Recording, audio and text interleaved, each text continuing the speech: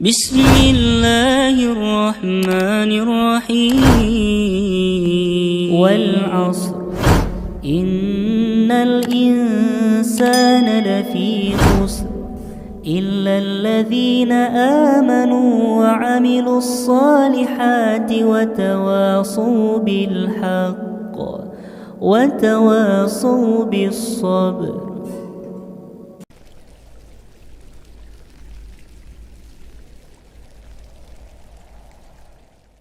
Kaum muslimin yang dimuliakan oleh Allah Subhanahu wa taala. Jadi setelah kita melakukan terapi ruqyah, jangan lagi kita mendengarkan nyanyian-nyanyian yang diiringi dengan alat-alat musik. Ya. Karena para ulama sepakat berkaitan dengan keharaman alat-alat musik, para ulama sepakat akan keharamannya. Yang para ulama khilaf adalah berkaitan dengan nyanyian. Berkaitan dengan nyanyian, para ulama berselisih pendapat. Ada yang membolehkan dan ada yang tidak membolehkan, ataupun ada yang mengharamkan. Karena memang bisa melalaikan manusia dari jalan Allah Subhanahu wa taala. Makanya yang mereka para ulama membolehkan, mereka memberikan syarat-syarat. Bukan sekedar membolehkan saja. Kalau sekedar membolehkan saja, maka ini juga membuka peluang. Pintu-pintu kerusakan yang lainnya, pintu-pintu maksiat yang lainnya. Berkaitan dengan nyanyian ini.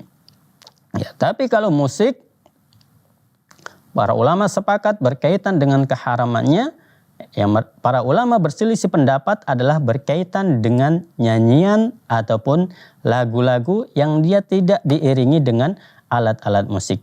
Kalau yang dia diiringi dengan alat-alat musik, tentunya sepakat para ulama tentang keharamannya. Walaupun isi lagunya itu isi yang bagus, isi lagunya adalah tentang kebaikan, mengajak seseorang untuk baik, tapi kalau dia diiringi dengan alat-alat musik, tentunya ini adalah masuk dalam kategori yang diharamkan oleh Allah Subhanahu wa taala.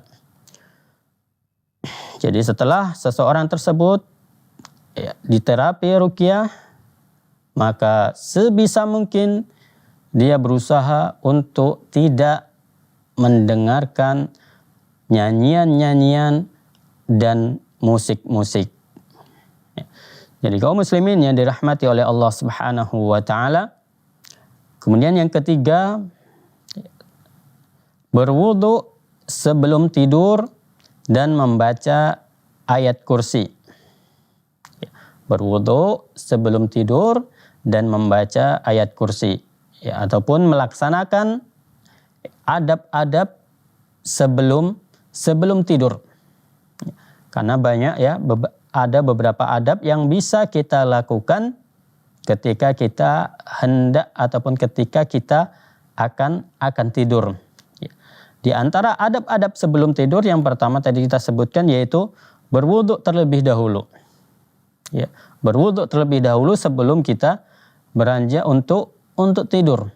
Kita biasakan ini adalah untuk benteng kita ketika kita akan tidur. Karena biasa mereka para tukang sihir mengirim sihirnya ataupun mengirim pasukannya. Pasukannya adalah di sini dari bangsa jin, itu adalah di malam hari.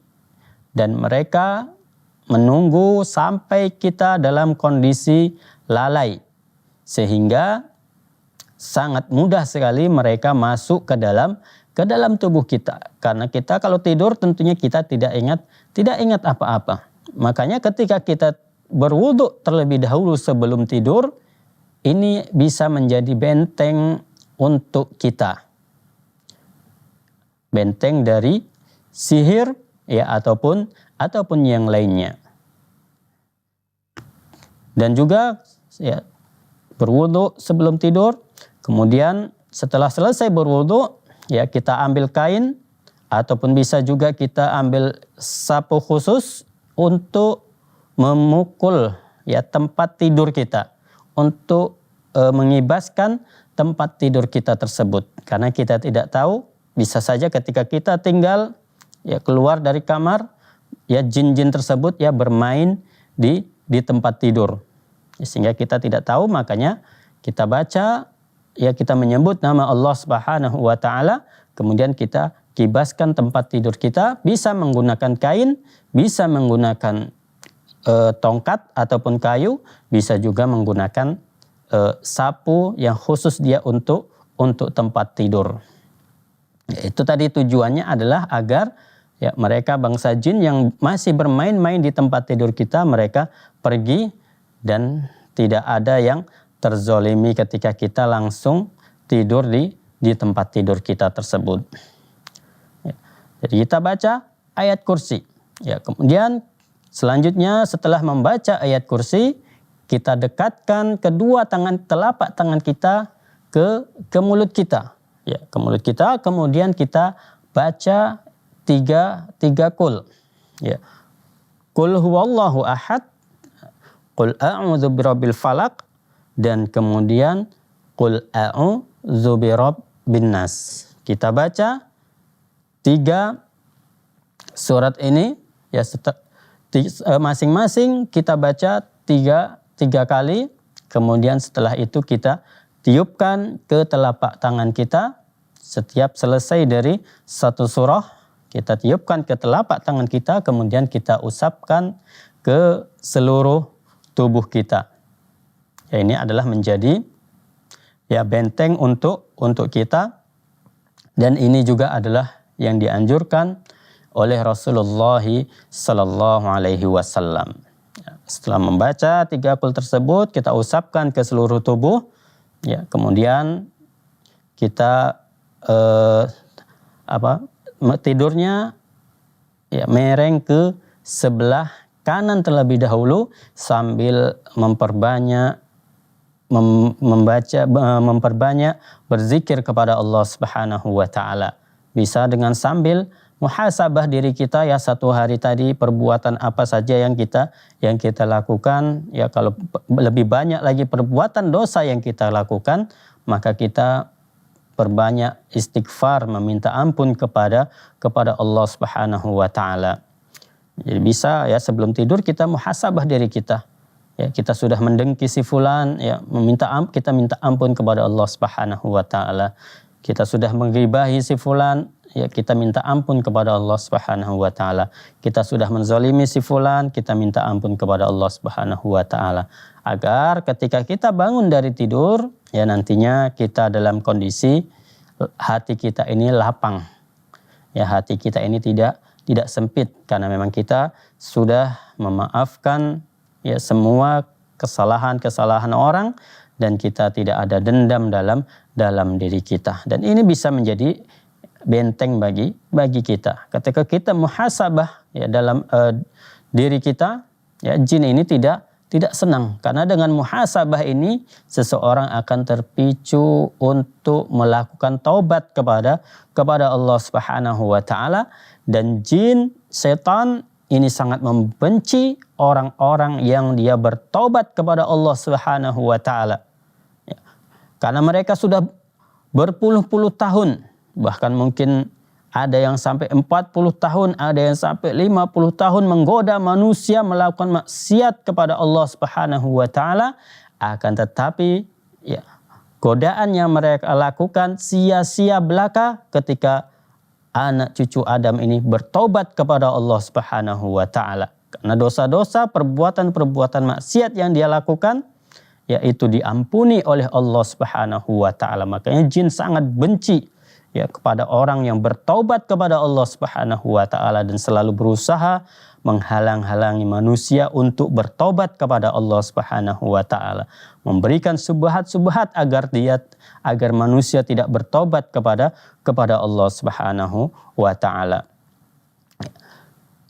Kemudian ya, membaca surah Al-Baqarah di rumah setiap 3 hari sekali. Ya, untuk jumlah ini ya tentunya tidak ada disebutkan dari hadis Rasulullah sallallahu alaihi wasallam yang ada adalah anjuran untuk membaca surah Al-Baqarah, ya, sebagaimana yang disebutkan oleh Rasulullah sallallahu alaihi wasallam dalam sebuah hadisnya, ya, bahwasanya Iqra'u surat Al-Baqarah, ya, fa inna syaitan yanfiru minal baitil ladzi tuqra'u fihi surat Al-Baqarah, ya, suratul Baqarah. Bacakanlah oleh kalian di rumah kalian surah Al-Baqarah, karena sesungguhnya setan akan lari dari rumah-rumah yang dibacakan surah Al-Baqarah di dalamnya.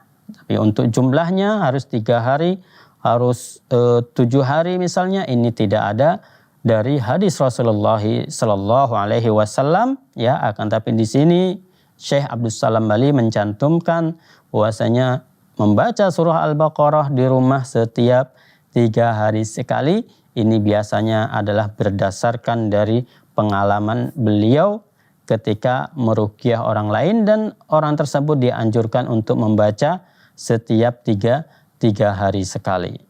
Ya, ini adalah merupakan pengalaman dari Syekh Wahid Abdul Salam Bali. Ya, wallahu a'lam bishawab. Kemudian yang kelima adalah membaca surah Al-Muluk sebelum tidur. Ya, walaupun ada, ya, khilaf di kalangan para ulama berkaitan dengan keutamaan membaca surah Al-Muluk, ya, sebelum tidur.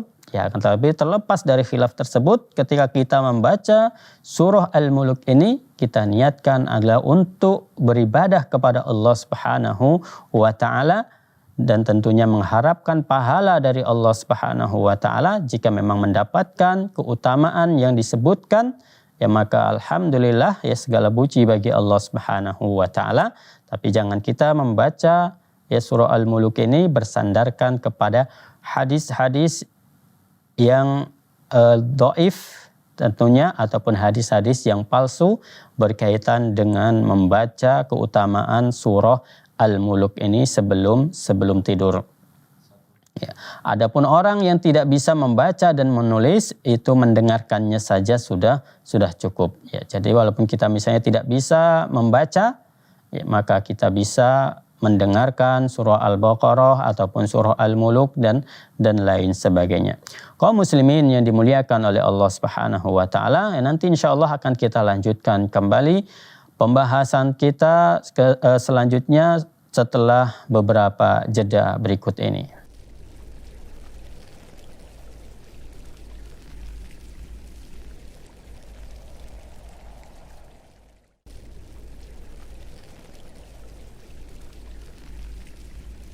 الحمد لله رب العالمين